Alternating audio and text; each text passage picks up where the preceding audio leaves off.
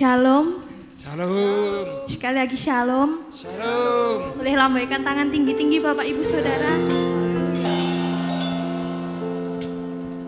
Baik, pada pagi hari ini kita mau mulai ibadah kita. Sebelumnya kita boleh berikan salam pada samping kanan kiri, boleh berikan senyum, kata-kata yang memberkati, bisa katakan selamat beribadah, Tuhan Yesus memberkati.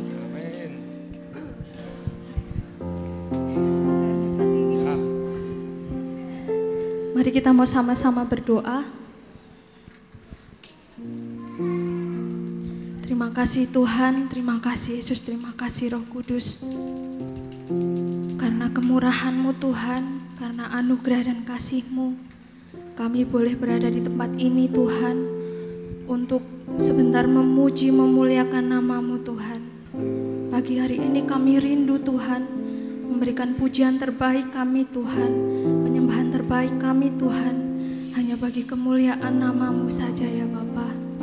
Biarlah Tuhan, pagi ini kami boleh merasakan, kami boleh menikmati hadirat-Mu Bapa. Hadirat-Mu yang menyembuhkan setiap kami, hadirat-Mu yang memampukan setiap kami Tuhan.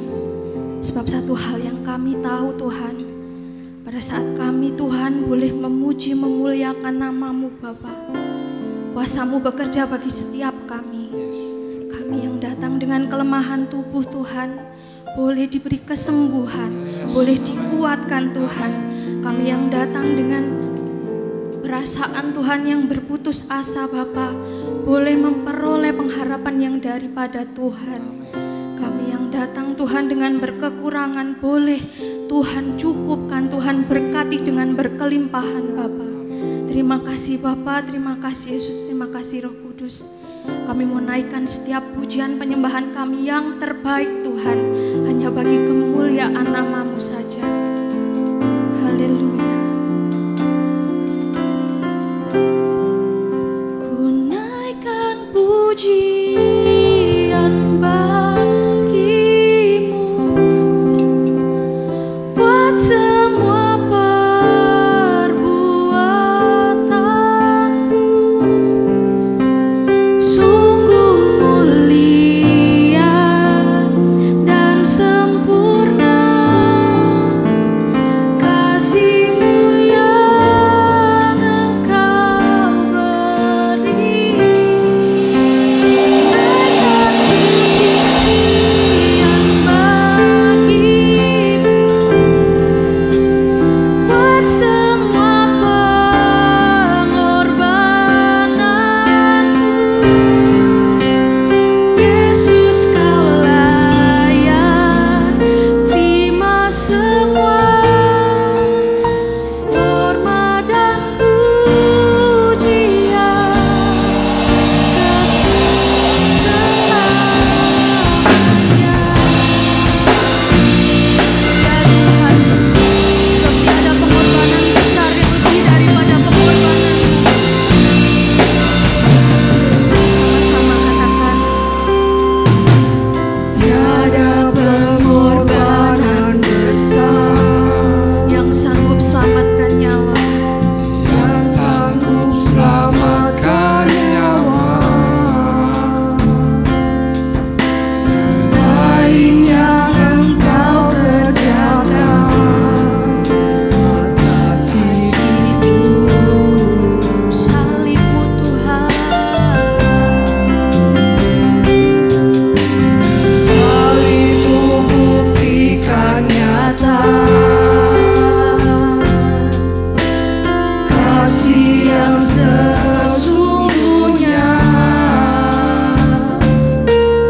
Nyawa yang Kau berikan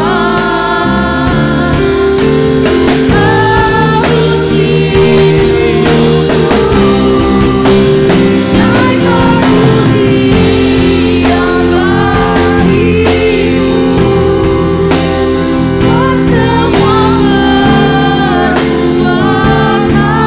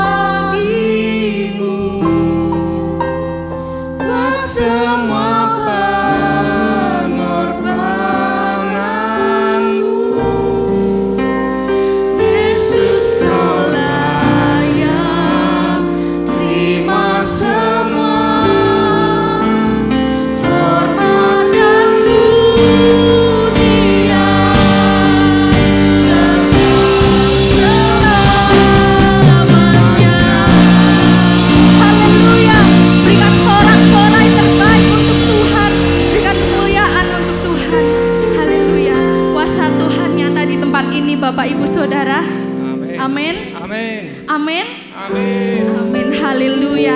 Kita mau lebih lagi menikmati hadirat Tuhan. Kita mau lebih lagi tenggelam dalam kasih Tuhan.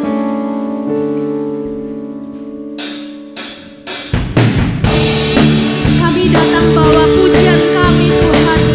Sorak-sorai terbaik hanya bagi kemuliaan nama-Mu. Gloria bagi keagungan-Mu Tuhan.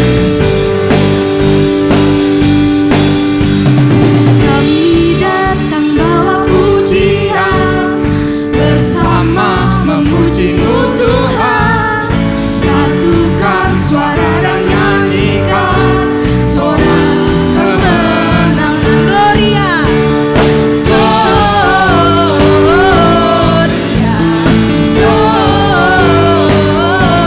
Gloria, besar Tuhan, ditinggikan di atas segalanya.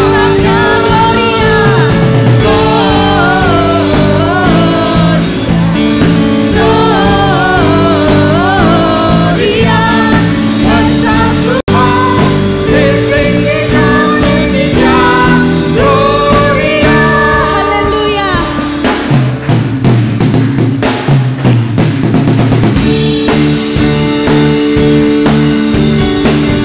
Kami datang Tuhan, bawa pujian kami.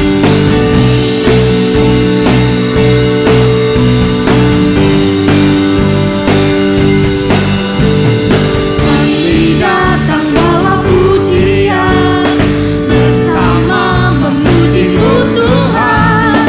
Satukan suara dan nyanyikan sorak kemenangan.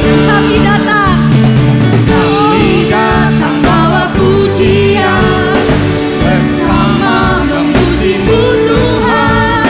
Satukan suara dan nyanyikan sorak kemenangan.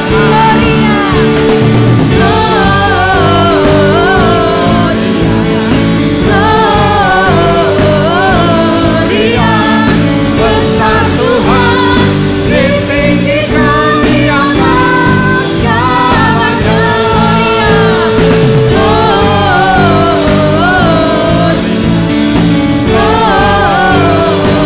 Gloria, besar Tuhan, ditinggikan pujinya.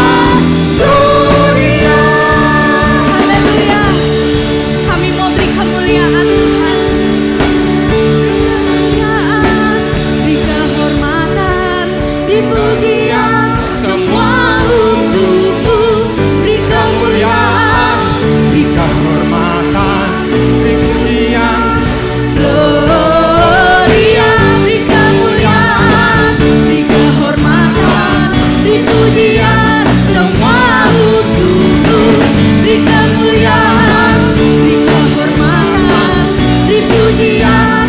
Sekali lagi, beri kemuliaan, beri kehormatan, beri pujian, semua untuk-Mu. Beri kemuliaan, beri kehormatan, beri pujian.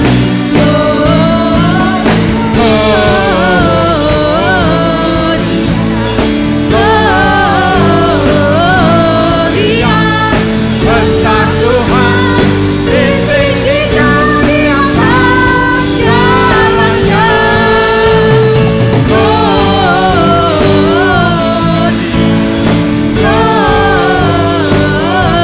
Gloria, besar Tuhan, ditinggikan pujinya. Gloria, haleluya.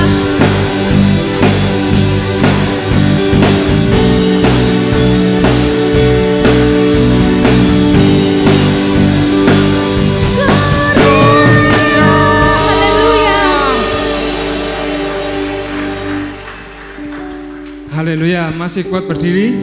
Amin. Mungkin kalau tidak ada yang kuat boleh duduk ya. Jadi tetap santai ya. Lagu ini lagu yang memberkati ya. 3 bulan yang lalu saya sempat mengalami ya kejatuhan iman dengan istri ya karena badai. Tetapi satu hal yang saya ini nih, saya terus tetap mau bersorak haleluya untuk Tuhan ya. Dan puji Tuhan, berangsur-angsur Tuhan bisa kuasa, Tuhan bisa berikan terus pemulihan demi pemulihan. Ya, lagu Kusorakan, haleluya.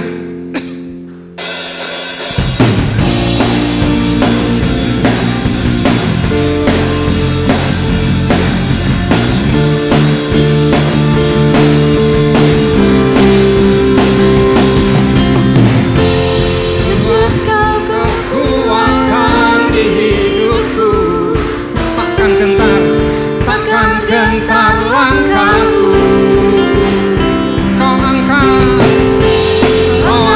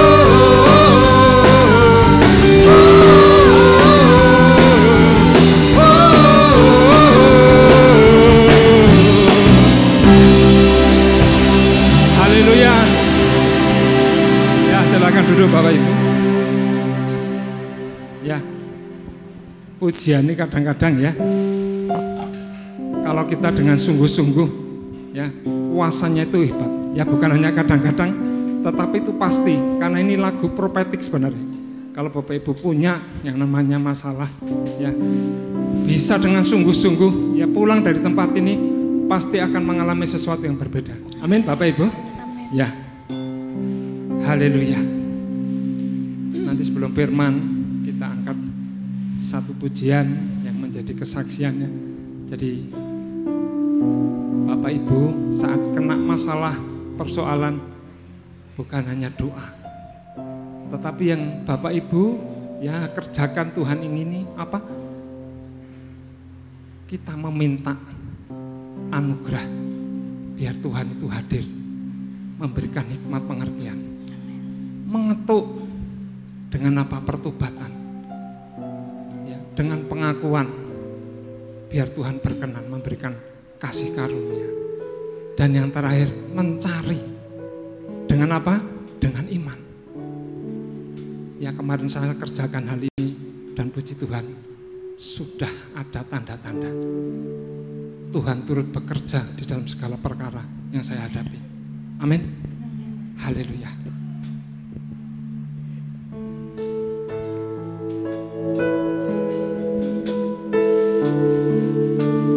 Engkau turut bekerja Tuhan di dalam setiap pergumulan, setiap persoalan kami.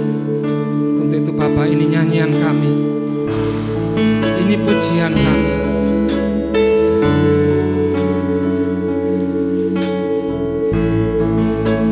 Terima kasih. Di tengah luasnya samudra, di dalam badai bergelora,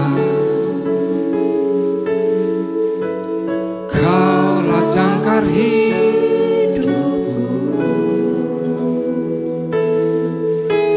sekalipun ku goyah,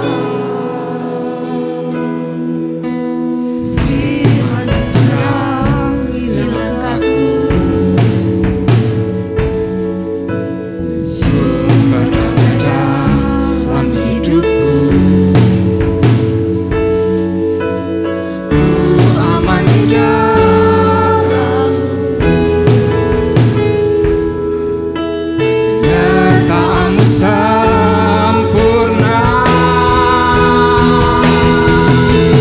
Sepasti mentari bersinar, itu pun janji-Mu. Dalam segala perkara Engkau turut bekerja. Yuk kita bangkit berdiri bersama-sama. Yuk kita bangkit. Di tengah luasnya samudra, di dalam badai bergelora, Kaulah jangkar kami Tuhan, Kaulah jangkar hidupku, biar tidak sekalipun kami goyah, sekalipun ku goyah. Firman-Mu, firman terangi langkahku, sumber damai dalam hidupku. Ku aman di dalam-Mu, penyertaan-Mu sempurna. Ya bersama-sama angkat tangan kita.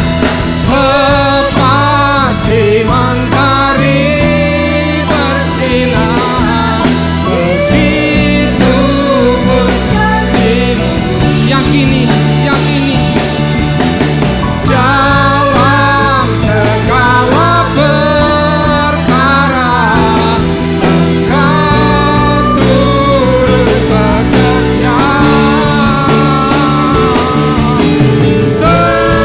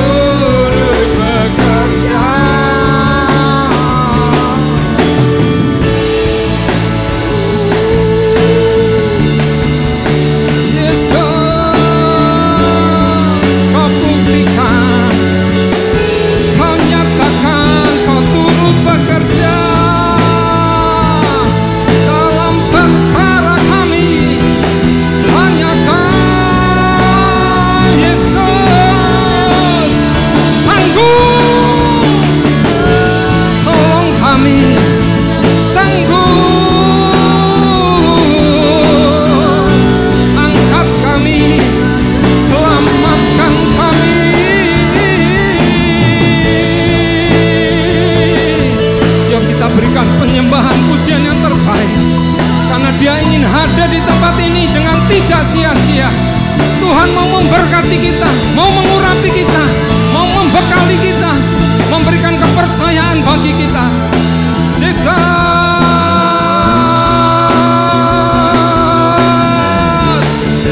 ini yang kami mau, ini yang kami perlu Tuhan.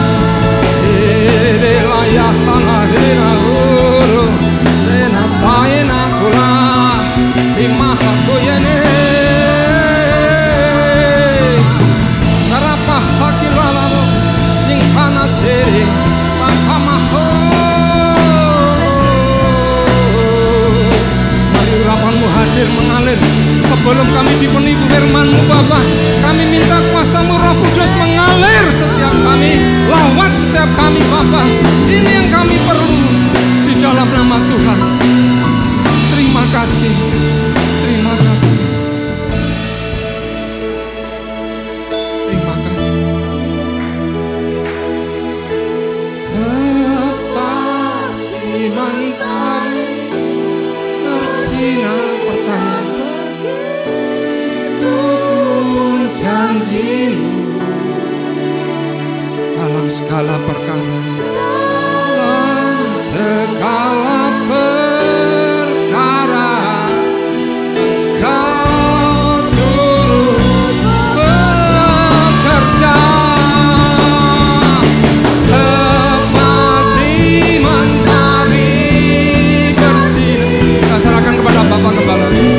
Tunggu janji-Mu, oh, dalam segala perkara Engkau turut bekerja. Sepasti mentari bersinar, tunggu janji-Mu, dalam segala perkara Engkau turut bekerja. Sepasti mentari Sepasti mentari bersinar, begitu pun janji-Mu, dalam segala perkara Engkau turut bekerja.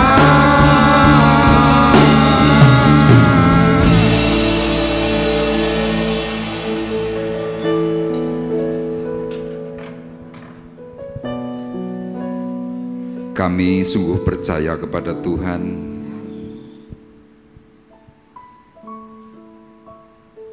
bahwa dalam segala perkara Tuhan turut bekerja di dalam kehidupan kami, sehingga kami tetap ditolong, kami tetap ditopang. Meskipun Tuhan, apa yang kami lalui adalah hal yang tidak mudah, tetapi dari belajar dari perkataan hamba-Mu Rasul Paulus, aku tahu sekarang Tuhan turut bekerja dalam segala perkara untuk mendatangkan kebaikan bagi setiap orang yang mengasihi Dia. Dan hari ini Tuhan, kami percaya Engkau akan membeberkan rahasia firman-Mu ketika kami dalam masa-masa sulit, dalam kebimbangan, dalam ketidaknyamanan hidup kami. Berbicaralah secara khusus sehingga kami boleh mengetahui setiap rahasia yang tersembunyi yang selama ini kami pertanyakan. Terima kasih Bapa di surga, memberkati seluruh sidang jemaat yang hadir, memberkati hamba-Mu dengan Roh Kudus yang memampukan kami semuanya. Dengan hikmat pertolongan daripada Tuhan, maka setiap perkataan firman yang akan kami terima, kami boleh pahami dengan baik. Terima kasih, kami bersyukur dan kami siap menerima firman Tuhan di dalam nama Tuhan Yesus Kristus. Dan kita semua yang siap diberkati oleh Tuhan bersama-sama berkata, amin. Puji Tuhan, dipersilakan duduk. Shalom. Puji Tuhan. Baik Bapak Ibu, hari ini kita akan kembali belajar dari perkataan firman Tuhan. Ya, kita akan belajar dari surat Galatia, suratnya Rasul Paulus kepada sidang jemaat di Galatia. Hari itu Rasul Paulus menyampaikan suratnya karena rasa khawatir yang dialami dalam hatinya. Kenapa Rasul Paulus khawatir terhadap sidang jemaat di Galatia? Karena firman Tuhan memberikan catatan, mereka percaya kepada Tuhan, tetapi hidup mereka berbalik menjauhi Tuhan. Nah, kita akan bersama-sama melihat dalam Galatia pasal 3, ayat 1 dan ayat 3, kemudian ayat 26 sampai dengan 27, dan yang terakhir ayat yang ke-29. Galatia 3 ayat 1 dan ayat 3, nanti saya akan bacakan ayat 1, Bapak Ibu akan dipandu oleh Saudara Arif, ayat yang ketiga. Kemudian kita lanjutkan 26, 27 dan ayat 29. Firman Tuhan berkata demikian. Hai orang-orang Galatia yang bodoh, siapakah yang telah mempesona kamu? Bukankah Yesus Kristus yang disalibkan itu telah dilukiskan dengan terang di depanmu? Hanya ini yang hendak ku ketahui daripada ayat 3. kamu. Ayat 3. Adakah kamu sebodoh itu? Kamu telah mulai dengan roh, maukah kamu sekarang mengakhirinya di dalam daging? Ayat 26. Sebab kamu semua adalah anak-anak Allah karena iman di dalam Yesus Kristus. 27. Karena kamu semua yang dibaptis dalam Kristus telah mengenakan Kristus. Bersama-sama ayat 29. Dan jikalau kamu adalah milik Kristus, maka kamu juga adalah keturunan Abraham dan berhak menerima janji Allah. Amin. Bapak Ibu, perhatikan bahwa inilah perkataan Rasul Paulus ditujukan kepada sidang jemaat Galatia, karena Rasul Paulus hari itu melihat percaya kepada Tuhan tetapi tindakan mereka bodoh. Tindakan apa yang dilakukan oleh orang-orang Galatia? Mereka kembali kepada habitat yang lama. Ya, secara khusus kota Galatia, kota Efesus itu dahulu adalah kota penyembahan berhala. Nah, ketika Rasul Paulus bersama beberapa rasul yang lain datang ke kota-kota ini, mereka, orang-orang Galatia dan juga Efesus, mereka bertobat. Mereka menerima Tuhan, menerima Yesus itu dengan cara yang hebat. Dan Paulus ini kagum terhadap orang-orang Galatia. Tetapi dalam perjalanan waktu karena banyaknya kesulitan kehidupan, kemudian orang-orang Galatia ini kembali kepada hidup yang lama. Ya, mungkin kalau di Indonesia gaya orang Galatia ini adalah orang-orang yang mulai kembali kepada dukun, kembali kepada paranormal, kembali kepada suhu-suhu, ya, kalau orang Tionghoa suhu guamia. Guamia itu meramal. Nah, orang-orang Galatia ini mulai berbalik seperti itu. Makanya Paulus tanpa sungkan-sungkan, ya, demi keselamatan daripada orang-orang Galatia, Paulus berkata, hai orang-orang Galatia yang bodoh, siapa yang telah mempesona kamu? Jadi Paulus hari itu mempertanyakan, siapa sih yang mempesona hatimu? Harta duniawi atau Yesus? Kemudian Paulus menegaskan, bukankah Yesus Kristus yang disalibkan itu telah dilukiskan dengan terang di depanmu? Jadi artinya apa, pada waktu orang-orang Galatia mulai terima Yesus, mereka itu mengalami yang namanya tanda mujizat. Tetapi rupanya peristiwa itu kurang. Makanya kemudian dalam ayat 3 Paulus berkata, adakah kamu sebodoh itu? Kamu telah memulai dengan roh, maukah kamu sekarang mengakhirinya di dalam daging? Jadi kita sebagai orang-orang yang percaya di dalam Tuhan, ketika kita menerima Tuhan Yesus, Roh Kudus itu sudah memerdekakan roh kita. memulai dengan roh.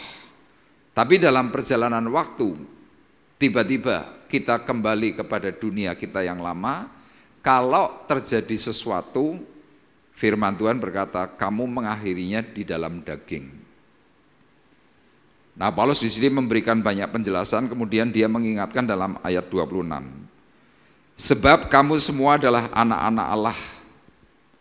Jadi kita semuanya, saya dan saudara, diingatkan kembali oleh Tuhan, apapun yang menjadi masalahmu, apapun yang menjadi problemmu, Tuhan mau berkata kepada kita semuanya bahwa saya dan saudara adalah anak-anak Allah.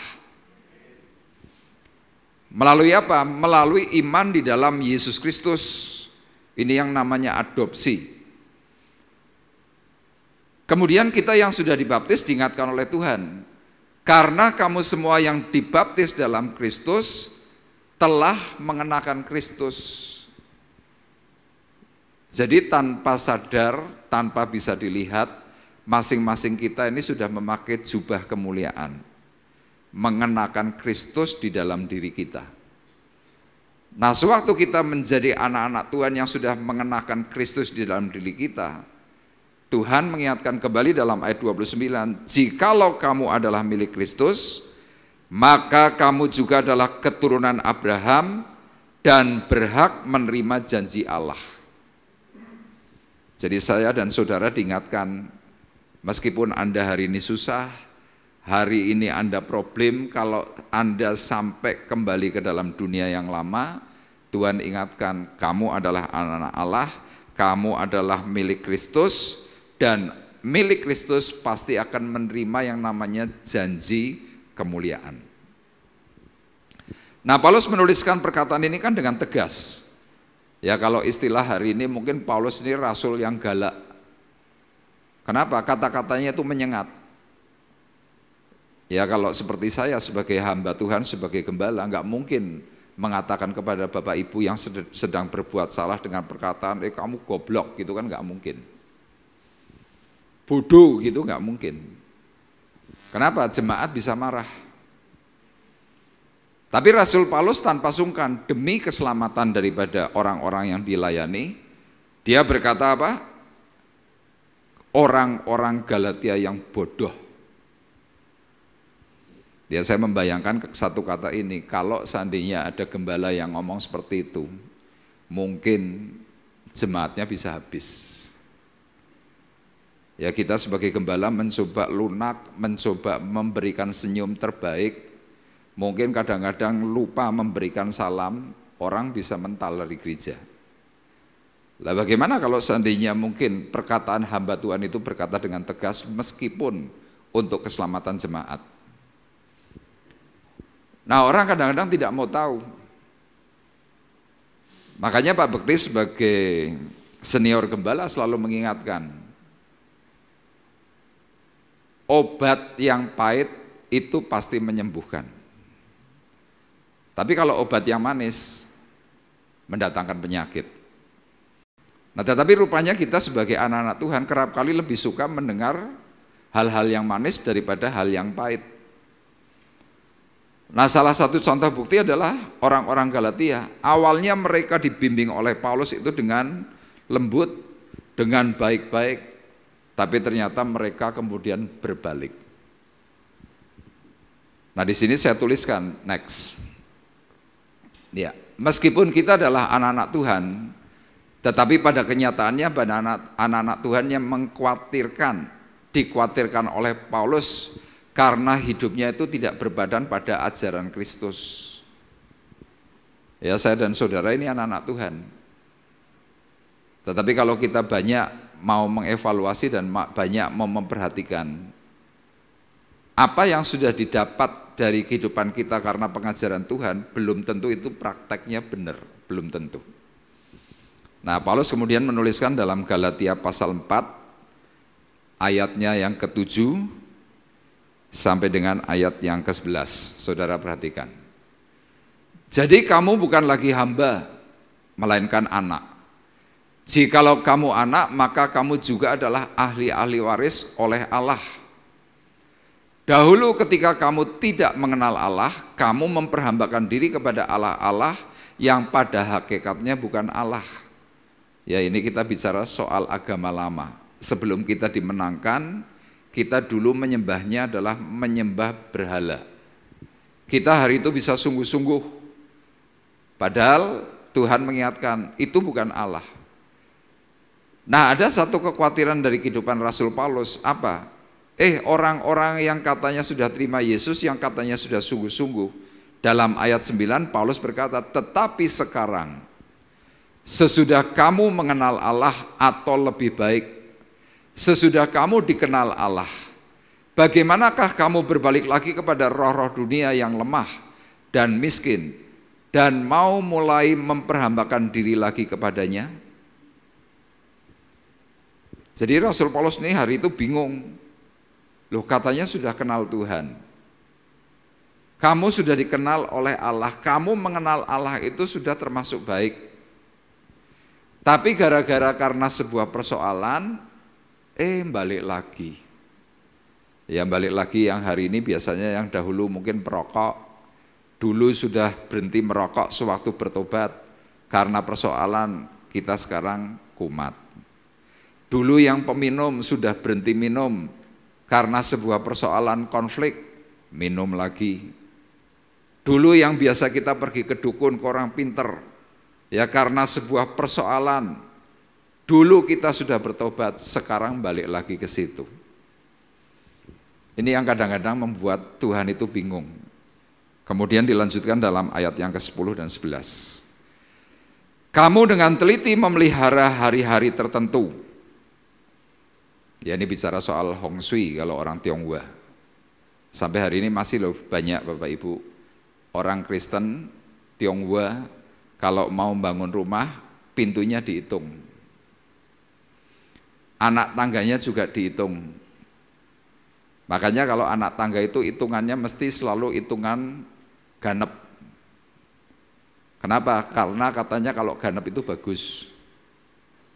Ya, hitungannya itu mulai dari anak tangga pertama itu nomor 1 itu katanya lahir, nomor 2 katanya berdiri, ketiga tua, keempat sakit-sakitan, kelima mati. Jadi kalau kelipatan 5 ini biasanya orang tuh takut. Kenapa? Sakit, mati. Terus paling aman gimana? Ya urutan kedua. Makanya Bapak Ibu nanti kalau kapan-kapan lihat ada rumahnya orang Tionghoa, kemudian coba anak tangganya dihitung kalau yang punya lantai 2 lantai. Rata-rata mesti hitungannya seperti itu. Kemudian orang Tionghoa juga tidak berani pakai ukuran pintu 70 cm. Termasuk saya dahulu pernah diberitahu oleh orang seperti itu, Pak Arif, kalau mau bikin pintu, meskipun itu pintu kamar mandi, jangan persis 70 ya. Saya tanya, loh kenapa? Itu artinya sial, itu artinya mati. Wah, saya nggak percaya.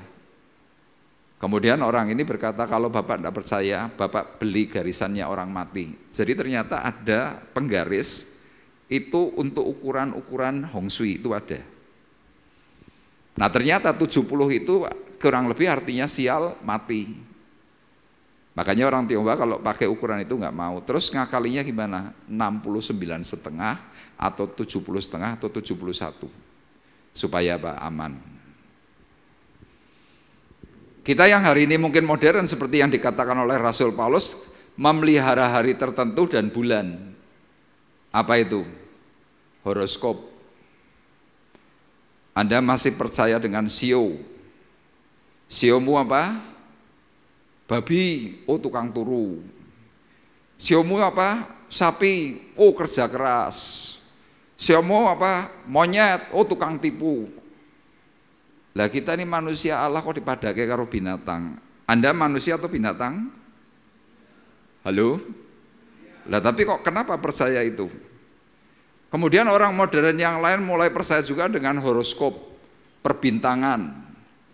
Lahir bulan Maret dan April, bintangnya apa? Aries. Aries itu berarti kambing bertanduk. Berarti orang Aries itu suka nih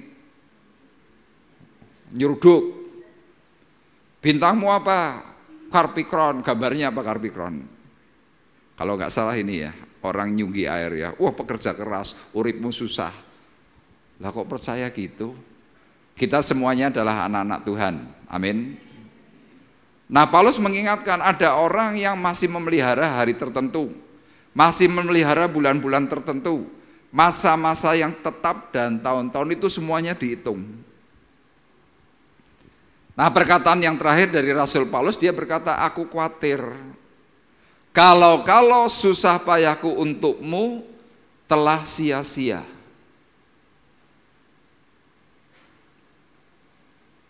Hamba Tuhan melihat daripada perilaku, tindak tanduk daripada jemaat. Ya saya mau berkata jujur, deg-degan. Apalagi kalau misalkan katanya sudah ikut Tuhan, sudah pelayanan, masih tipu-tipu. Yang kena siapa?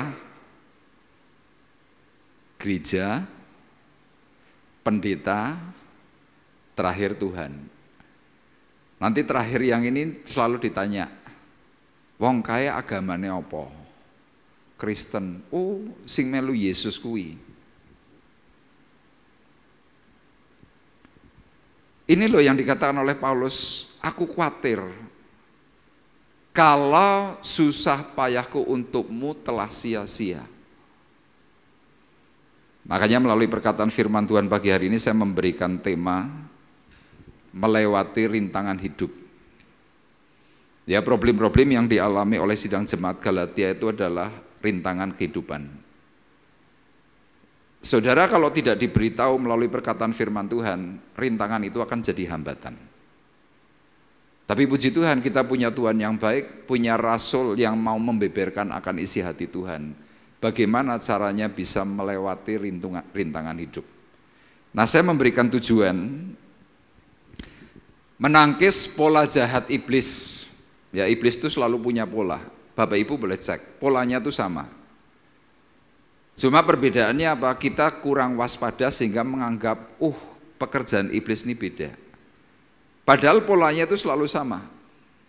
Nah, waktu kita bisa menangkis pola jahat daripada iblis, nanti suatu hari kalau kita bisa melewati rintangan, kita akan bisa memperoleh janji Tuhan. Ini bagian yang paling penting. Nah, kita akan eksposisi dalam Galatia pasal 4 ayat 1 sampai dengan yang ke-11. Nah kita langsung saja bagaimana kita bisa melewati rintangan hidup dan akhirnya beroleh janji Tuhan.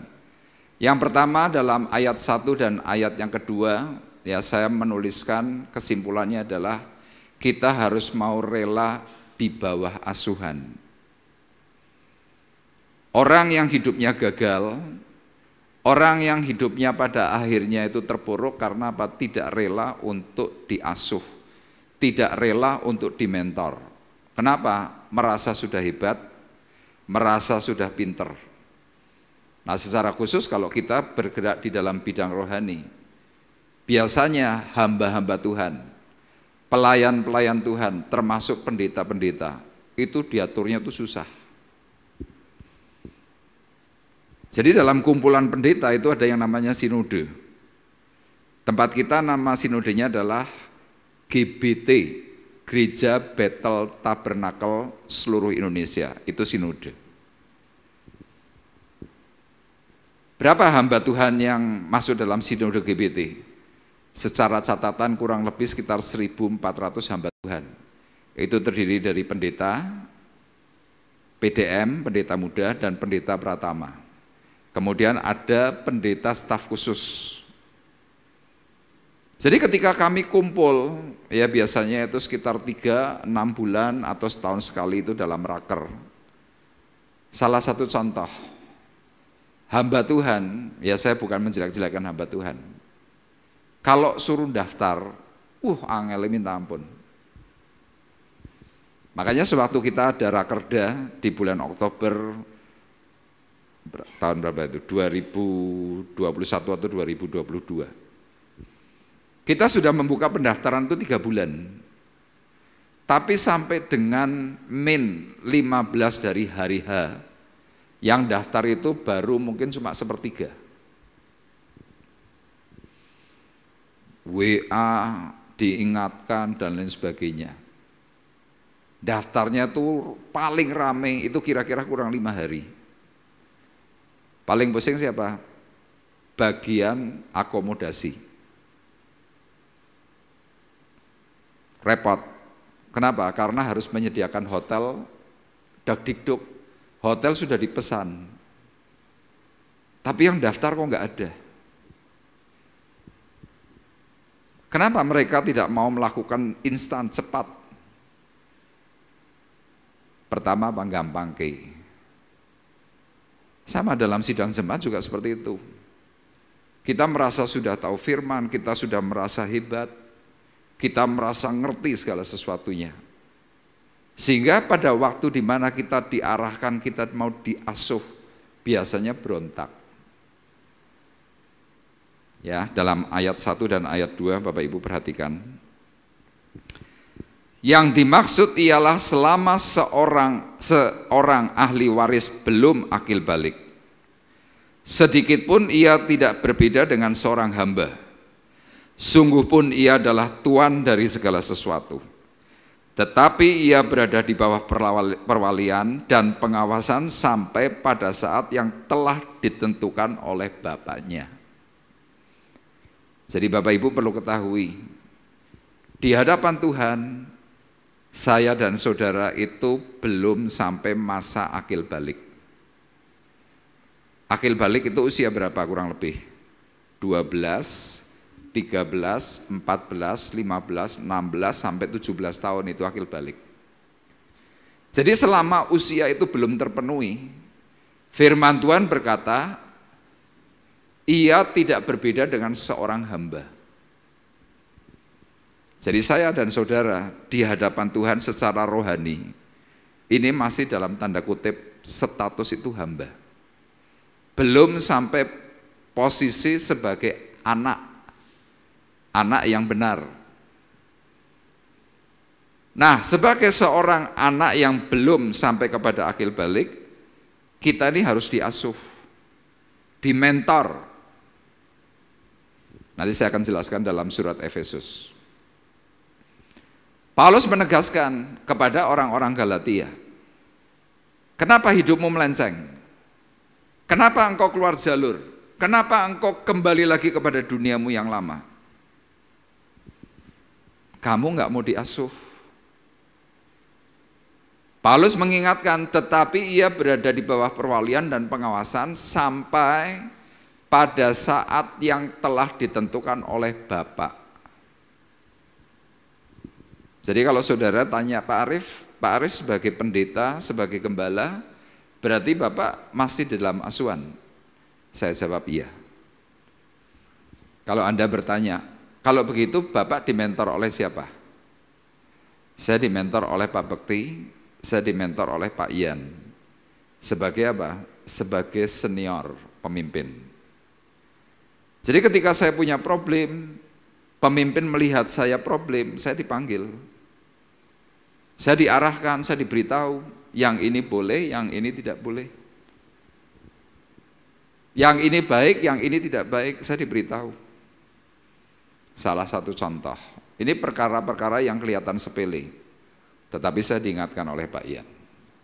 Suatu hari kami bincang-bincang, saya omong-omongan dengan Pak Ian. Nah, pembicaraan kami sebetulnya bukan pembicaraan yang ngejudge seorang, tidak. Tetapi hari itu saya cuma berkata begini, Pak Ian, si A ini konyol sekali, Pak. Nah, dalam pengertian saya kata konyol ini adalah tidak melakukan sesuatu itu dengan tepat. Itu pengertian saya. Kemudian ketika sudah mulai bincang-bincang, saya selesai berbicara, Pak Ian langsung ingatkan begini, Pak Arif sebagai hamba Tuhan tidak boleh loh ngomong konyol seperti itu. Saya kaget. Loh, kok kata konyol nggak boleh diucapkan, kenapa Pak? Ya konotasinya tidak baik, kurang baik. Detik itu saya langsung, oh iya Pak Ian, terima kasih. Itu satu contoh. Padahal buat saya kata konyol ini hanya sebuah ekspresi karena apa? Oh ini nggak tepat nih, nggak melakukannya dengan pas. Tapi rupanya secara tata bahasa, segi bahasa yang benar, seorang hamba Tuhan itu kalau ngomong harus tepat. Makanya lihat kemarin di media sosial itu rame-rame. Ya, ada seorang penceramah, kemudian melihat ada seorang penjual es teh, kemudian sambil nadanya guyon dan cekikian langsung ngomong. Ya perkataannya memang tidak baik, langsung viral. Dan berita itu sampai ke Malaysia. PM Malaysia, Anwar Ibrahim kalau tidak keliru, itu sampai komplain, penceramah kok begitu.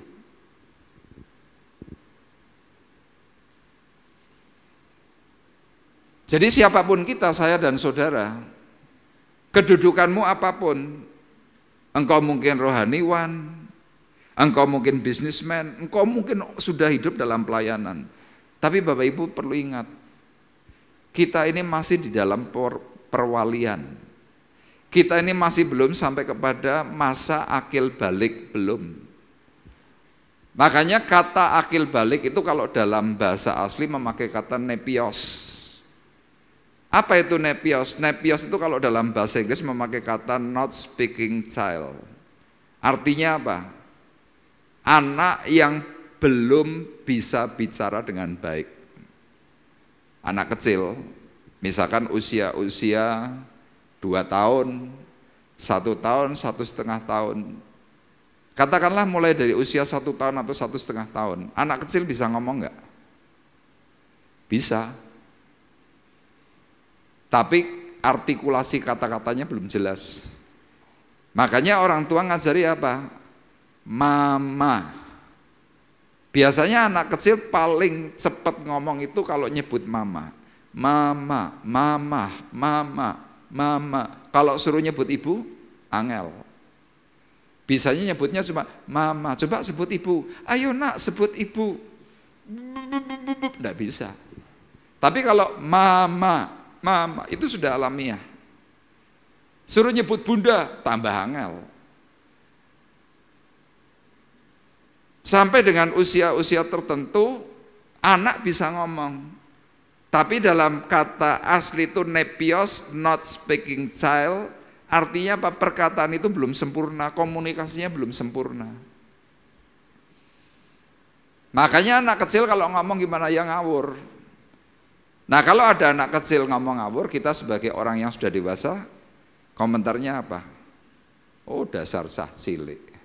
Kalau orang Tionghoa bilang, oh dasar sekia, anak kecil.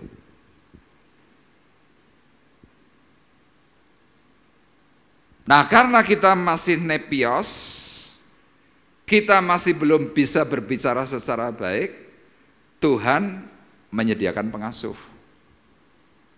Dan itu sudah. Kenapa disediakan pengasuh? Supaya kita diamankan dari tipu daya iblis yang mencoba menghancurkan dan menyesatkan. Jadi kalau selama Anda yang mungkin maaf sudah tua, kemudian sebagai sidang jemaat saudara tidak mau di bawah asuhan, saya berani pastikan hidupmu pasti akan melenceng.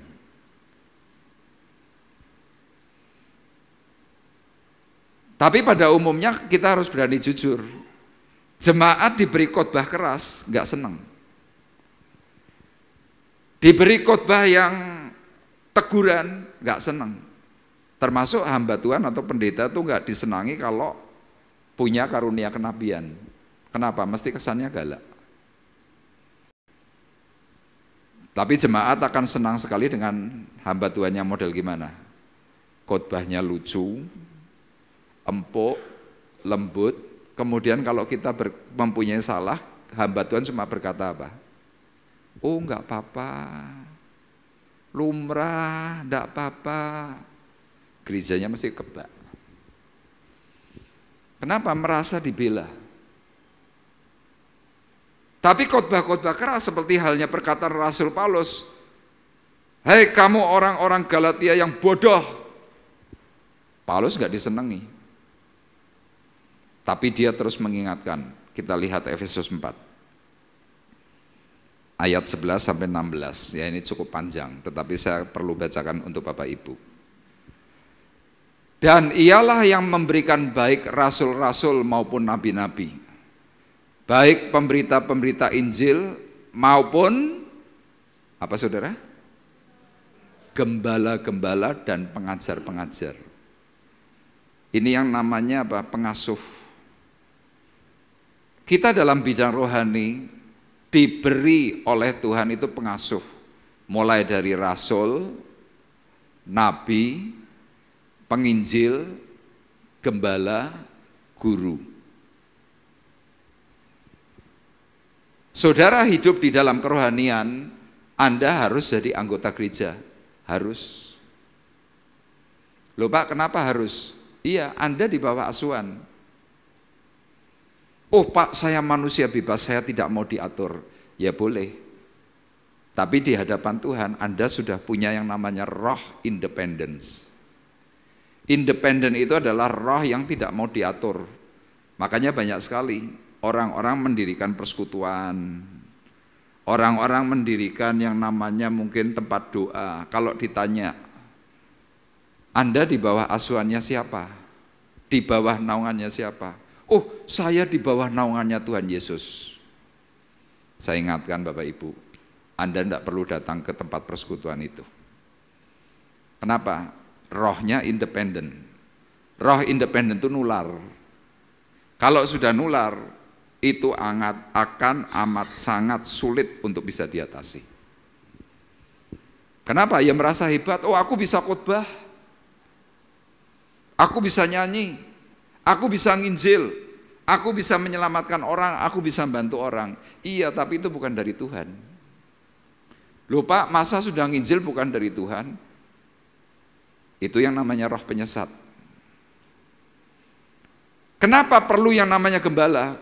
Gembala itu untuk menaungi. Sama, gembala agung kita adalah Tuhan Yesus. Tuhan Yesus mengingatkan di dalam Yohanes pasal 10.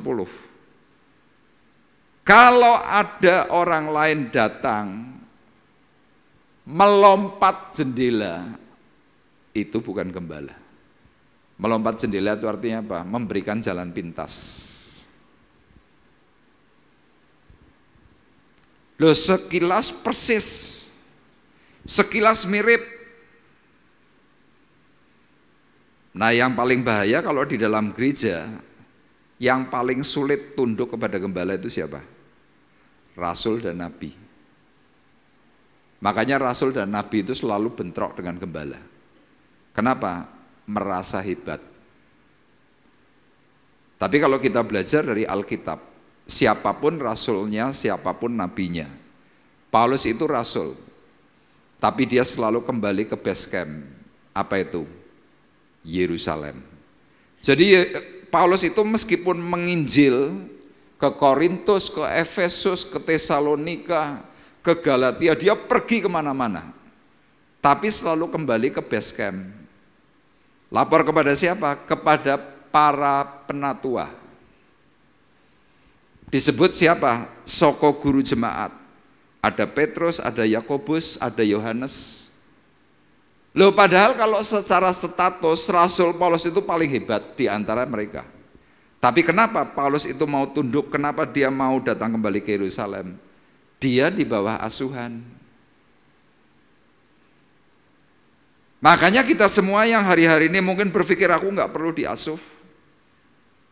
Apalagi maaf kalau Anda ketemu dengan gembala yang muda. Anda mungkin hari ini sudah 60, Anda mungkin sudah 70, Anda mungkin 80, dilalah. Gembala Anda usianya masih 35. Wah, ini paling susah. Yang pada akhirnya orang-orang senior bagaimana? Mesti keblinger.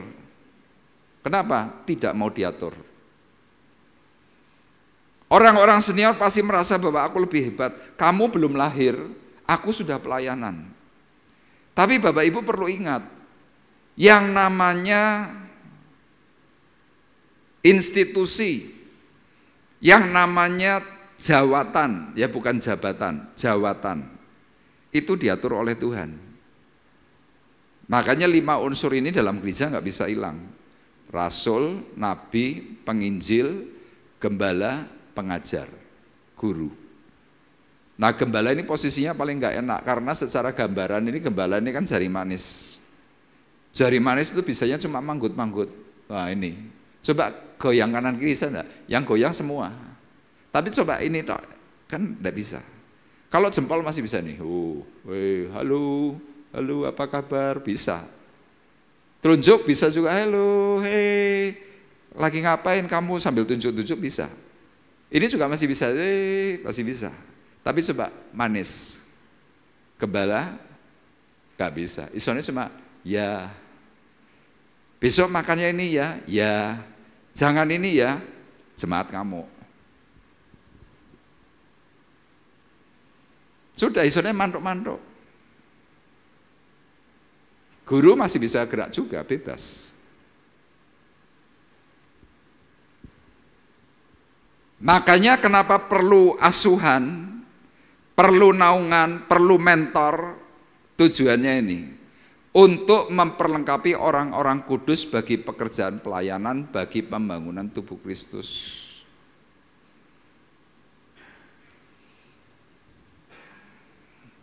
Kenapa kerap kali kita tidak bisa melewati rintangan hidup?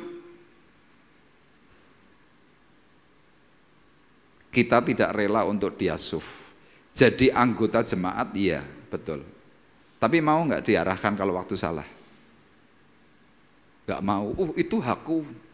Aku bebas mau kemana saja. Salah. Tuhan memberikan aturan, Tuhan memberikan petak-petak.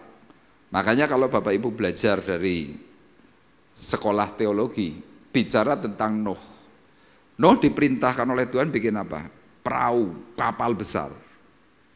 Sesudah bikin perahu kapal besar, Nuh diperintah bikin apa lagi? Sekat. Ada petak-petaknya semua. Kenapa harus disekat? Itu yang namanya aturan. Kalau kita tidak mau diatur, semuanya pasti akan buyar. Saya pernah memberikan contoh. Anda punya rumah. Rumahmu misalkan ukurannya 120 meter persegi. Rumah yang benar itu kan harus ada kamar mandi, ada ruang makan, ruang tamu, gudang, mungkin garasi. Ini kan yang benar. Nah, karena Anda nggak mau diatur, WC sama ruang makan dijadikan satu. Anda setuju? Sing sini lagi ngene, sini lagi mangan. Mau begitu? Kan nggak mau. Itu contoh simpel. Nah, di dalam Tuhan, kenapa perlu naungan? Untuk memperlengkapi orang kudus bagi pekerjaan pelayanan, bagi pembangunan tubuh Kristus. Kemudian dikatakan sampai kita semua telah mencapai kesatuan iman dan pengetahuan yang benar tentang anak Allah, kedewasaan penuh, dan tingkat pertumbuhan yang sesuai dengan kepenuhan Kristus. Orang kalau sudah sampai pada penjelasan ayat 13, untuk kembali kepada dunia yang lama itu biasanya tidak mau. Kenapa? Sudah menjadi orang yang dewasa. Orang dewasa itu disebutnya huios. Ya sama-sama anak, tapi huios. Nanti saya jelaskan. Ayat 14. Sehingga kita bukan lagi anak-anak yang diombang-ambingkan oleh rupa-rupa angin pengajaran, oleh permainan palsu manusia dalam kelicikan mereka yang menyesatkan. Jadi Bapak Ibu perlu ketahui, ketika kita tidak mau diasuh, kita tidak mau di bawah naungan, kita masih memiliki sifat anak kecil, dikatakan apa? Kalau kita tidak mau diasuh, tidak mau di bawah naungan, maka kita akan diombang-ambingkan oleh rupa-rupa pengajaran. Makanya kita kadang-kadang kan berkata, Pak, gereja sana bagus loh. Bagusnya gimana? Oh, ABCD, oke. Pak, gereja sini juga hebat loh Pak. Hebatnya gimana? ABCD. Oh, gereja ini lebih hebat Pak. Lah nek gerejane dhewe piye? Elek kabeh. Wah, WL-nya fales. Pengkhotbahnya muter-muter. Apalagi, wah sponnya jelek semua. Itu diibaratkan seperti para teroris yang ada di Indonesia. Presidennya elek, menterinya elek, terus apa lagi? Negaranya jelek, semuanya jelek. Luhut, siapa? Panjaitan berkatanya apa? Oh, para teroris itu harusnya pindah tuh ke daerah yang radikal sana. Karena apa? Tidak ada baiknya. Jadi Bapak Ibu bisa bayangkan, kadang-kadang kita ini diombang-ambingkan oleh rupa-rupa angin pengajaran. Kenapa? Tidak mau di bawah naungan. Muncul permainan palsu manusia, muncul kelistikan manusia.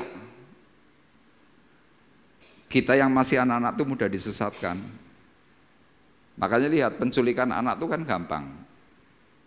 Coba orang dewasa diculik, susah. Tapi kalau anak kecil usia 8 tahun cuma dipanggil, "Nak, sini nak, om punya es krim." Nyo tak kasih sekali, oke. Sini nak, es krimnya lebih enak. Besok digendong sudah dibawa lari. Apalagi dengan permen, iming-iming. Ini loh permen enak. Langsung tangkap, serep, masukin mobil, jual. Itu anak-anak. Anak itu mudah disesatkan. Tetapi kalau kita mau di dalam pengajaran Tuhan, akhirnya dalam ayat 15 dikatakan, tetapi dengan teguh berpegang kepada kebenaran di dalam kasih, kita bertumbuh di dalam segala hal ke arah Dia, Kristus yang adalah kepala. Kalau kita mempunyai kepala yang baik, yaitu Kristus, kita sebagai sidang jemaat itu pasti tunduk.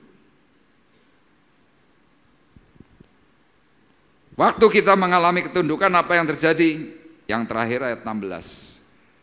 Daripadanya lah seluruh tubuh yang rapi tersusun dan diikat menjadi satu oleh pelayanan semua bagiannya, sesuai dengan kadar pekerjaan tiap-tiap anggota, menerima pertumbuhannya dan membangun dirinya dalam kasih. Jadi nanti ketika orang sudah mulai mau dalam asuhan, kualitasnya itu meningkat. Orang yang kualitasnya meningkat masing-masing tanpa saling menyalahkan. Mereka semuanya melayani pada bagiannya. Loh Pak, kualitasnya gimana kadar pekerjaannya? Sesuai dengan kadar pekerjaan tiap-tiap anggota, menerima pertumbuhannya dan membangun dirinya dalam kasih. Ya, secara khusus kalau kita mau bicarakan ini, salah satu hal ya harus diingatkan. Setiap Natal mesti ribut-ribut. Betul apa betul? Betul. Segone suwiwine kurang sithik. Suwiwi loh, mungkin yang lagi ngracik mungkin lupa. Jadi masalah. Segone sambele cuma sauprit. Oh lali padahal. Ini bisa jadi masalah. Terus nanti banyak hal-hal lain yang kadang-kadang aduh wis lah itu sudah berlalu. Dipangan wis enak kira-kira gitu. Ora iso, kurang sithik asine wingi kurang sithik. Yo bra, iya geger. Ini loh kadang-kadang tuh seperti itu. Tapi coba kalau kita berpegang dengan perkataannya Tuhan, kita mau diasuh, kita mau untuk dimentor, pada akhirnya apa kita kerja itu sesuai dengan kadar pekerjaan tiap-tiap anggota, nanti mereka bertumbuh, membangun dirinya dalam kasih. Kurang sithik ora apa-apa. Amin. Amin Bapak Ibu. Ya jadi inilah yang Tuhan Yesus lakukan. Tuhan Yesus itu maklum kepada kita. Kita kurang banyak atau kurang sithik? Oh kita kurang banyak. Tapi kenapa Tuhan bisa menerima kita dengan baik? karena dia punya kasih kepada semua orang. Jadi kalau Bapak Ibu perhatikan hal yang paling utama ini, kapan kita bisa melewati rintangan hidup dan akhirnya bisa beroleh janji Tuhan? Waktu kita mau diasuh, itu yang pertama. Yang kedua, kalau kita sadar bahwa hidup kita itu jadi rebutan. Saya dan saudara ini buat rebutannya setan dan rebutannya Tuhan. Di sini saya tuliskan, iblis mencoba menghancurkan hidup manusia. Dia mencoba mengecoh, menipu dengan berbagai iming-iming. Tapi Tuhan tidak pernah tinggal diam. Bapa di surga itu mengutus Yesus menebus kita yang mau percaya dan pada akhirnya diberi hak penuh sebagai pewaris. Kita lihat ayatnya dalam ayat 3-6, tolong dibacakan. Galatia 4 ayat 3-6. Demikian pula kita, selama kita belum akil balik, tidak takluk juga kepada roh-roh dunia, tetapi setelah genap waktunya, maka Allah mengutus anaknya yang lahir dari seorang perempuan dan takluk kepada hukum Taurat. Ia diutus untuk menebus mereka yang takluk kepada hukum Taurat, supaya kita diterima menjadi anak. Ayat 6. Dan karena kamu adalah anak, maka Allah telah menyuruh roh anaknya ke dalam hati kita yang berseru, Ya Aba, Ya Bapa. Amin. Paulus mengatakan, demikian pula kita, selama kita belum akil balik, kita takluk juga kepada roh-roh dunia. Makanya Bapak Ibu lihat, sewaktu kita belum akil balik, kita belum bersungguh-sungguh dalam Tuhan. Perilaku, kelakuan kita masing-masing pernah hitam. Termasuk saya pernah hitam. Kenapa? Kita takluk kepada roh dunia. Roh dunia itu menawarkan apa? Yang lalu menawarkan ekstasi, menawarkan mabuk, ganja, minuman keras. Apalagi perselingkuhan, perzinahan, dan jenis-jenis yang seperti itu. Bagi yang belum akil balik, mudah keseret, mudah ketipu, termasuk pergi ke dukun, ke paranormal. Kenapa? Kita belum dewasa, belum akil balik. Akhirnya apa? Takluk pada roh dunia. Dan Bapak Ibu perhatikan ayat 4. Tetapi setelah genap waktunya, maka Allah mengutus anaknya yang lahir dari seorang perempuan dan takluk kepada hukum Taurat. Jadi Yesus itu diutus. Kenapa? Sudah genap waktunya. Allah Bapa di surga itu mengutus Tuhan Yesus untuk apa? Menaklukkan setiap orang yang masih takluk kepada hukum Taurat. Anda mungkin dalam perkataan ini agak bingung. Loh Pak, hukum Taurat itu kan dari Tuhan. Iya betul. Tapi Bapak Ibu perlu ingat, hukum Taurat itu dasarnya adalah perbuatan baik. Makanya banyak sekali orang Kristen berkata, sing penting dadi wong kuwi apik. Agama mengajarkan semuanya harus baik, itu agama. Tapi hukum Taurat itu bukan iman. Makanya dalam Galatia pasal 3 disebutkan, tidak ada orang yang dibenarkan di hadapan Tuhan karena melakukan hukum Taurat. Kenapa? Sebaik-baiknya kita tetap manusia dosa. Nah Yesus diutus itu untuk menaklukkan. Dikatakan ia diutus untuk menebus mereka yang takluk kepada hukum Taurat, supaya kita diterima menjadi anak. Nah kata anak atau kata akil balik yang awal adalah nepios, ketika sampai dengan ayat 5 kata anak itu menjadi huios. Huios itu artinya adalah dewasa sebagai anak adopsi. Saya dan saudara hari ini diadopsi oleh Tuhan. Mulai masuk di dalam kedewasaan penuh, diangkat sebagai anak yang mulai bisa berpikir. Itu kata huios, artinya itu seperti itu. Kemudian dalam ayatnya yang ke-6 dikatakan, dan karena kamu adalah anak, maka Allah telah menyuruh roh anaknya ke dalam hati kita yang berseru, ya Aba, ya Bapa.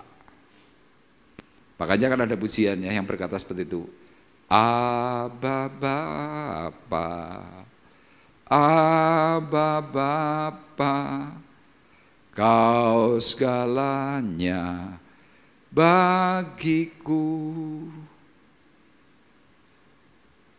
Ya, kita sebagai pengikut Tuhan, ini indah sekali loh Bapak Ibu, kita bisa manggil Tuhan itu Bapak. Ada yang lain berani berkata Bapakku yang di surga ada? Kan enggak ada. Kenapa kita diizinkan oleh Tuhan Yesus itu memanggil Allah itu Aba? Kenapa kita diizinkan oleh Tuhan Yesus memanggil Allah itu Bapa? Karena kita ditebus. Ya samalah kalau saudara sebagai orang anak yang pernah diangkat misalkan. Ya si A saya angkat anak. Tadinya panggilnya om, tante misalkan. Begitu diadopsi, diangkat, jangan panggil om lagi. Jangan panggil tante lagi. Terus panggilnya apa? Bapak, ayah, papa, kira-kira seperti itu. Ya makanya kadang-kadang Anda yang punya mantu, dulu waktu masih anakmu pacaran dengan calon menantumu, panggilnya tante, om. Begitu sudah menikah kadang-kadang masih berkata om, tante, jangan panggil tante sama om lagi. Sekarang kamu sudah jadi anaknya om sama tante. Panggilnya apa? Papa. Panggilnya mama. Anak aslimu bukan? Bukan. Tapi engkau diangkat menjadi anak. Jadi kalau saudara mengerti bahwa di dalam Tuhan, kita ini jadi rebutan. Dan iblis itu tidak pernah sejenak pun untuk tinggal diam. Ya mungkin bagi Bapak Ibu yang dahulu mungkin pernah bermain ekstasi, termasuk saya. Saya cukup penasaran dengan kata-kata yang disebut ekstasi. Saya kemudian cari kamus, saya mulai ketik kata ekstasi. Ternyata waktu saya tahu artinya, detik itu saya langsung malu Bapak Ibu. Kenapa? Karena ternyata orang yang bermain ekstasi itu masuk di dalam golongan psikotropika. Kalau Anda sudah kena kasus psikotropika, kemudian Anda mulai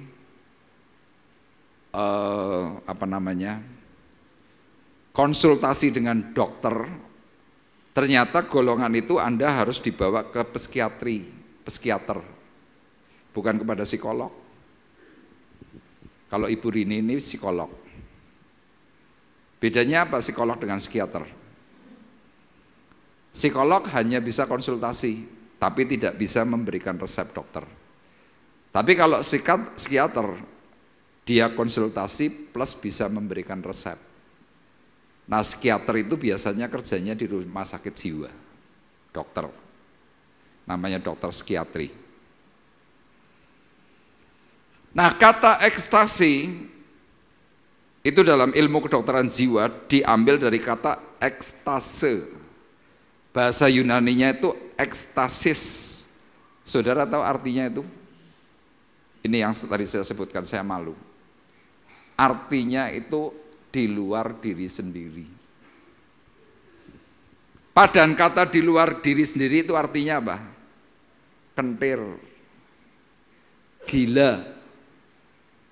Jadi Bapak Ibu perhatikan, iblis itu mencoba merebut kita, diri kita, itu untuk supaya jadi orang gila. Jadi orang yang kentir. Ya golongan ekstasi itu kan masuk dalam psikotropika. Apa saja? Ganja, heroin, terus apa lagi? Ekstasi, terus sabu, ini golongannya. Derivatnya itu minum-minuman keras, itu mulai masuk dalam golongan itu juga. Saya membaca dalam arti itu demikian kata-katanya. Adalah pengalaman subjektif dan dari keterlibatan total subjek dengan objek kesadaran mereka. Dalam kesusastraan Yunani klasik, kata ini mengacu pada pemindahan pikiran atau tubuh dari tempat fungsinya yang normal.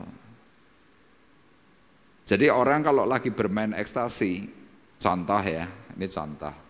Orang ekstasi itu kan mesti gedek. Wah, misalnya gedeknya gitu. Orang normal suruh gedek dalam 1 menit 100 gelengan. Kepalanya itu iso protol mungkin kira-kira gitu. Tapi lihat orang bermain ekstasi, 1 menit itu gedeknya berapa kali? Makanya orang-orang kalau lagi bermain ekstasi, kemudian orang normal melihat mereka penilaiannya apa? Kentir. Jadi Bapak Ibu bisa bayangkan, iblis bisa menipu kita semuanya dengan cara-cara kentir. Makanya yang kedua ini Bapak Ibu perlu ingat, kapan kita bisa melewati rintangan problem hidup? Kalau kita ngerti, oh ternyata aku ini jadi rebutannya antara setan dengan Tuhan. Jadi kalau Bapak Ibu hari ini punya problem, apapun problemnya, Anda itu sedang diperebutkan. Orang yang sedang diperebutkan artinya di hadapan 2 rival itu, orang itu istimewa. Kalau Anda tidak istimewa, Anda sudah terbuang. Anda tidak istimewa, iblis tidak akan pakai dirimu. Anda tidak istimewa, Tuhan juga tidak pakai dirimu. Tapi kenapa Anda kok hari ini menjadi punya masalah berbagai macam? Diperebutkan. Ya istilah kata itu begini Bapak Ibu. Ini misalkan ini kain. 1 kain kemudian diperebutkan. Ditarik kiri, tarik kanan. Tarik kiri, tarik kanan. Saling tarik itu mengakibatkan apa? Sobek. Makanya lihat, kadang-kadang Anda frustasi. Anda kadang-kadang bingung dengan dirimu sendiri, kadang-kadang Anda bimbang. Kadang-kadang Anda merasa apa sih artinya ikut Tuhan. Kadang-kadang Anda merasa lagi, aku kok ngene ya. Karena Anda diperebutkan. Tapi kalau saudara mulai sadar, oh ternyata aku diperebutkan. Aku harus mulai mengambil satu contoh yang benar.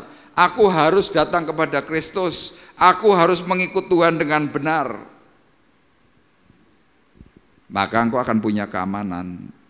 Makanya yang ketiga, yang terakhir saya memberikan poin, pertahankan statusmu itu sebagai anak. Mempertahankan itu sulit Bapak Ibu. Juara untuk bisa menjadi juara itu gampang. Tapi coba sudah jadi juara untuk mempertahankan kejuaraan, wangel. Ya contoh tuh Mike Tyson. Mike Tyson juara. Tapi pada akhirnya dia harus tumbang. Kenapa tumbang? Mempertahankan gelar itu setengah mati.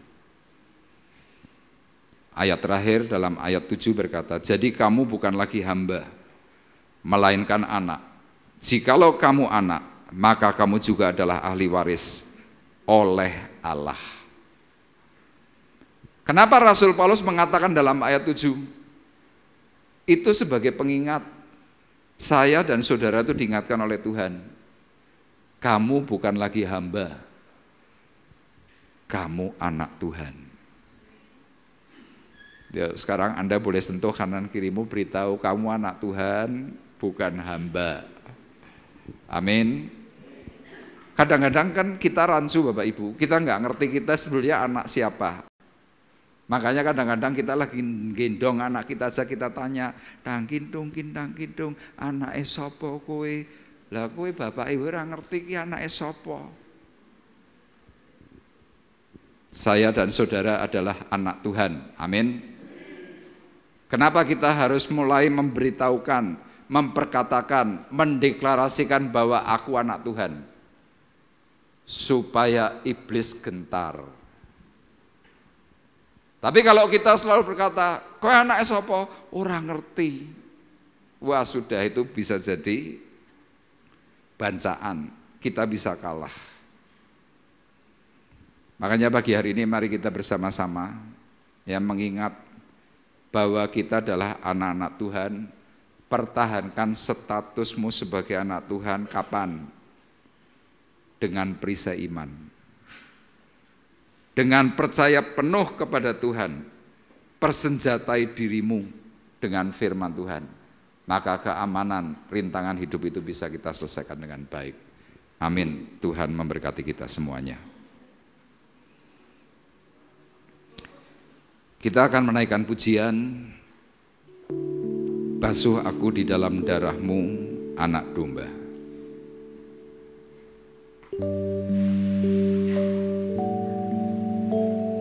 Basuh aku di dalam darahmu, anak domba.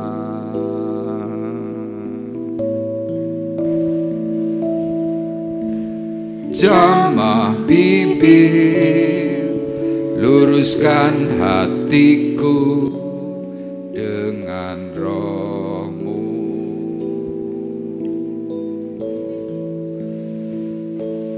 Ku rindu kemuliaan Tuhan,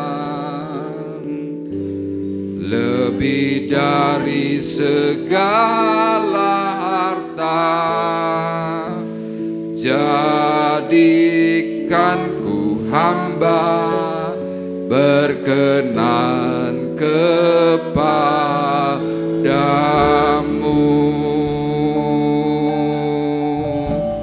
Basuh aku di dalam darahmu. Basuh aku di dalam darahmu, anak domba.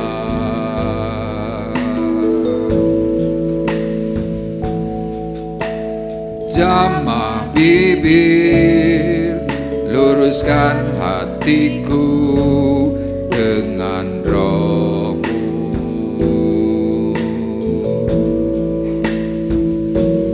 Ku rindu kemuliaan Tuhan, lebih dari segala harta.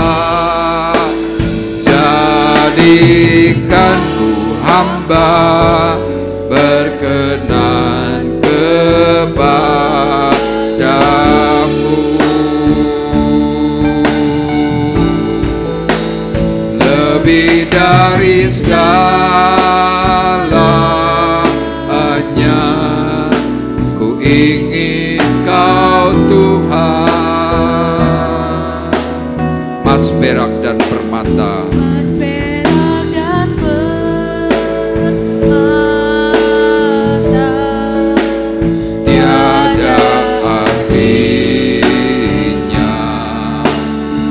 Ingin lebih dekat,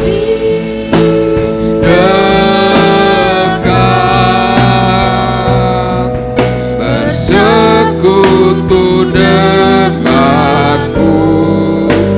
Jadikanku hamba setia kepadamu. Abba Bapa,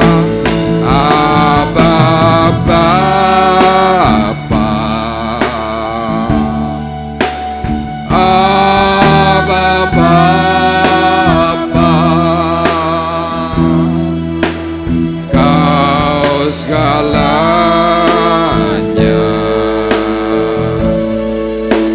bagiku. Ku naikkan syukur padamu dengan segenap hatiku. Abba Bapa, ku mengasihimu lebih dari segalanya.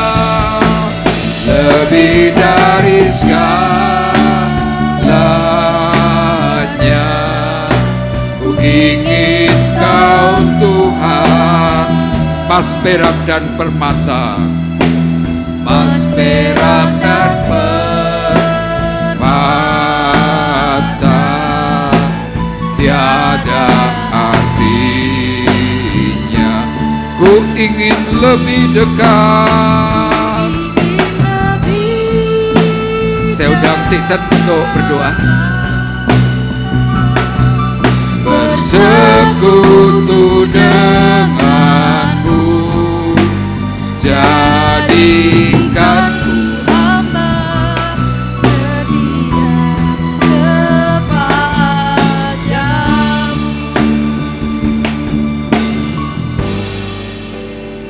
Haleluya Yesus. Terima kasih Tuhan buat segala kasih karunia yang Tuhan berikan kepada kami semuanya Tuhan.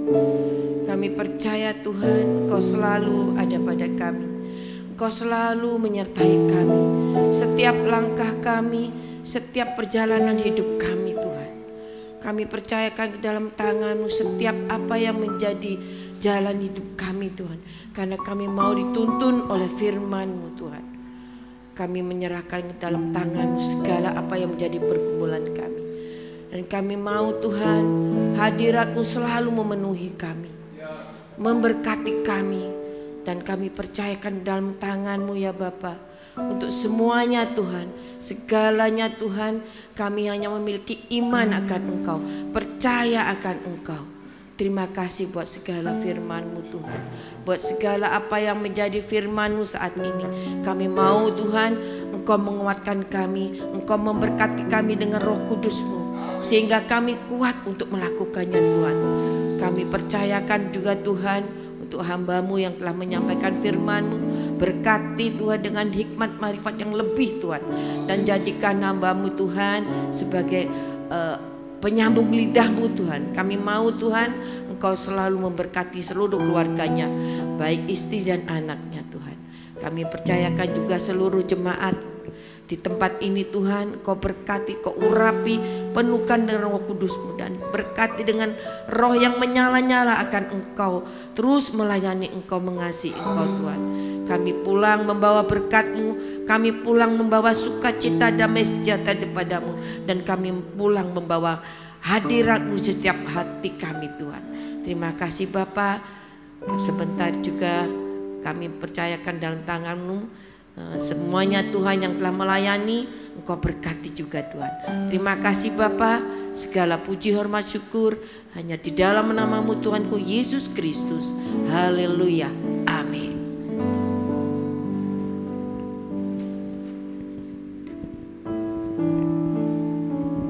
Haleluya. Bapak Ibu diberkati, amin.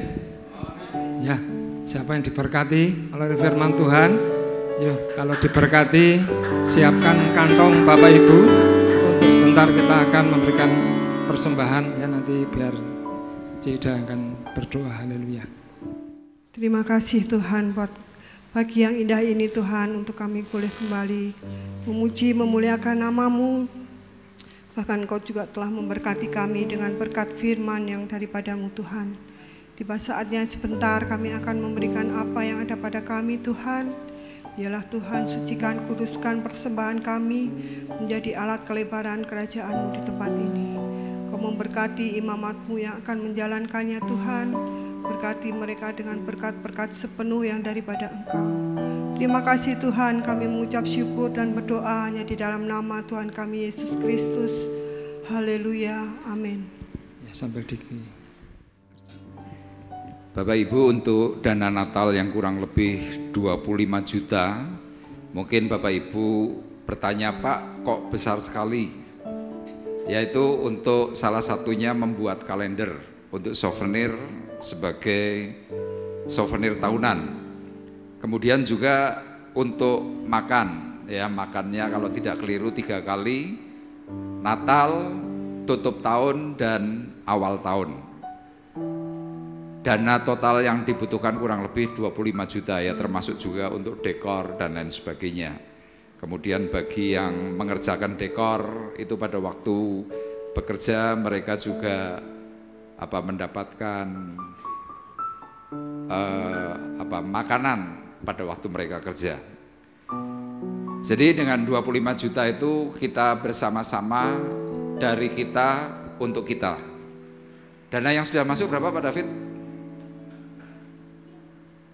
40 juta. Sudah surplus. Berapa sih? 3,2 juta. Padahal Natal ini tinggal berapa hari? 17 hari.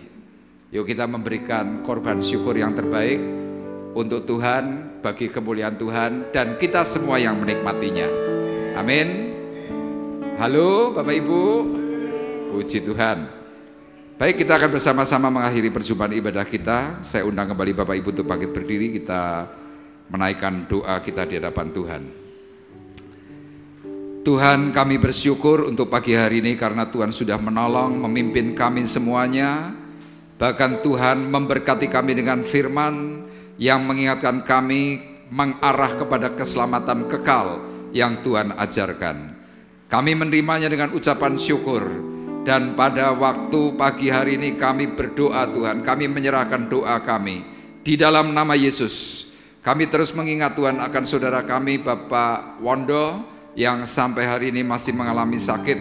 Tuhan menjamah, Tuhan menolong dan juga memberkati, mengembalikan Tuhan kesehatan yang hilang dengan kesempurnaan tubuh yang datang daripada Tuhan, sehingga anakmu ini Tuhan bisa kembali datang beribadah untuk memuji, mempermuliakan nama Tuhan. Hambamu juga berdoa Tuhan untuk Bapak Suparwoto, supaya Engkau juga terus memberikan kekuatan dan kesehatan yang prima, meskipun Tuhan di tengah-tengah sakit, semangatnya untuk mengiring dan mencari Tuhan terus terjadi, dan nama Tuhan yang dipuji juga dipermuliakan. Hambamu juga berdoa Tuhan untuk saudara kami Bapak Chongsen yang hari ini juga masih mengalami sakit. Kami terus mengingat Tuhan di dalam doa, supaya anugerah Tuhan bekerja melimpah, pertolongan Tuhan yang ajaib menyembuhkan, mengampuni akan setiap dosa dan pelanggaran. Kami percaya Tuhan, doa yang kami panjatkan dalam nama Yesus, maka Tuhan memberikan tanda keajaiban dan yang sakit disembuhkan oleh Tuhan. Terima kasih, dan hambamu juga berdoa Tuhan untuk rekan-rekan kami, secara khusus Tuhan untuk Bapak Eldian yang esok Tuhan hari Senin akan tes P3K, supaya Tuhan Engkau melancarkan, Engkau yang memberikan pekerjaan yang terbaik. Kami juga berdoa Tuhan untuk Twista, Tuhan anak daripada Bapak Frans yang juga esok akan ulangan umum. Tuhan untuk sidang skripsi yang terakhir, kiranya Engkau menolong dan juga memberkatinya. Terima kasih Tuhan, kami sebentar akan berpisah, dan sekarang kami mengangkat hati, mengangkat tangan kami di hadapan Tuhan. Sidang jemaat Tuhan terkasih, marilah kita bersama-sama pulang dengan membawa berkat damai sejahtera Allah Bapa di sorga. Pulanglah membawa kasih karunia Tuhan Yesus Kristus. Di dalam persekutuan Roh Kudus, Tuhan memberkati engkau dan melindungi engkau. Tuhan menyinari engkau dengan wajahnya dan memberi engkau kasih karunia. Tuhan menghadapkan wajahnya kepadamu dan memberi engkau damai sejahtera, mulai dari pagi hari ini sampai Maranatha datang yang kedua kali. Dalam nama Yesus Tuhan kami berdoa dan mengucapkan syukur kami, dan kita semua yang diberkati oleh Tuhan bersama-sama berkata, amin. Terima kasih Yesus.